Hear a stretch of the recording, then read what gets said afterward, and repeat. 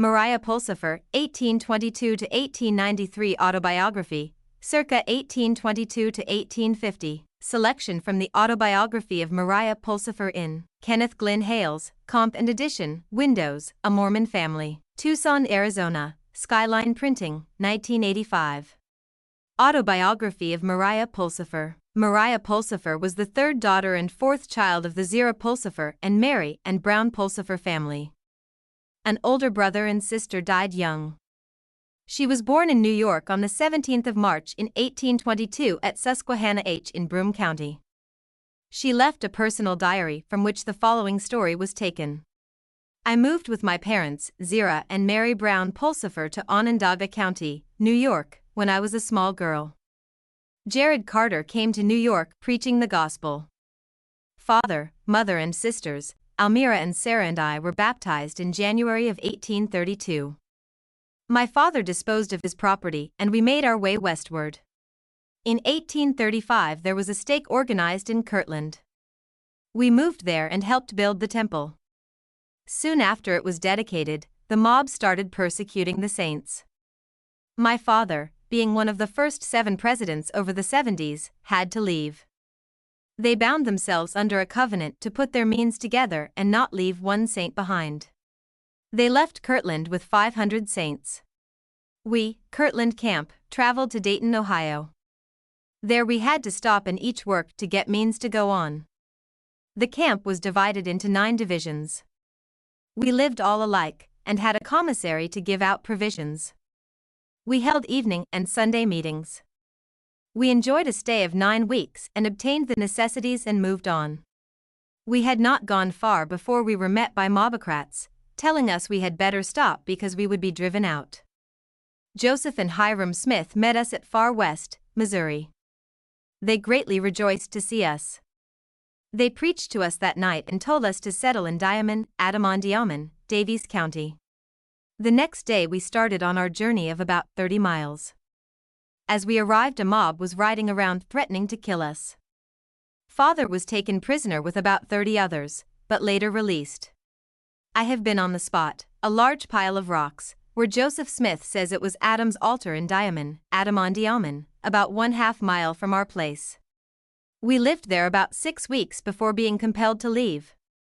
My grandmother, now 86 years old, said she had come to Zion to lay her bones down and now had to be driven on. She went to Far West with us and spent the winter. About a month before we had to leave, she died. In the spring we moved again, crossed the Mississippi River and went up the river to a little town called Lima. We went 3 miles from any settlement in the woods, east of Lima. There we camped and got some ground cleared off to build a log house and plant a garden. About a mile away the saints made the Morley settlement. We much rejoiced to find a place where we could live without being molested. There I formed an acquaintance with William Burgess, and about a year later, September 1840, I married him. Soon after my marriage, we settled in Nauvoo, Illinois, and helped build a city in spite of much sickness. The mobocrats were continually seeking Joseph Smith's life. He and Hiram were finally slain. What a time of trouble. That fall I was so low I told my husband to pray for me. Before he returned to bed he prayed for me. I prayed too, asking the Lord to show me whether I should live. I lay free from pain for about an hour thinking of the situation of the church, having to leave in the spring. I was not asleep. The room shone bright. All of a sudden I saw evil spirits. I was scared and was just going to call my husband when a voice spoke, "I am your ministering spirit." It immediately came into my mind that I had heard the prophet Joseph say while preaching that angels had appeared to him. He said the 3rd time they always answered. I spoke the 3rd time. The spirit then spoke, "If you were to see me it would scare you.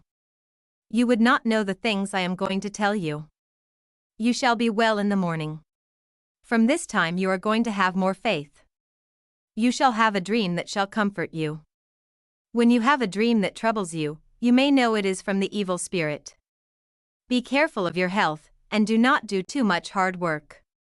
Obtain your patriarchal blessing, this shall be a blessing to you." I asked if Joseph Smith died a true prophet.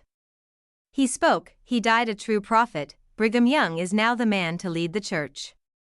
If you will covenant with me not to reveal it to the world, there shall be things revealed to you that shall be greatly to your benefit. I then saw in a vision the beauty and glory of plurality of wives. It said, your mother and your sister, Sarah, do not believe in plurality. Almira knows it is right. Tell them what you know and they will all believe you. I got up well. I had been 3 weeks confined to my bed with chills and fever. We received our endowments in the Nauvoo temple.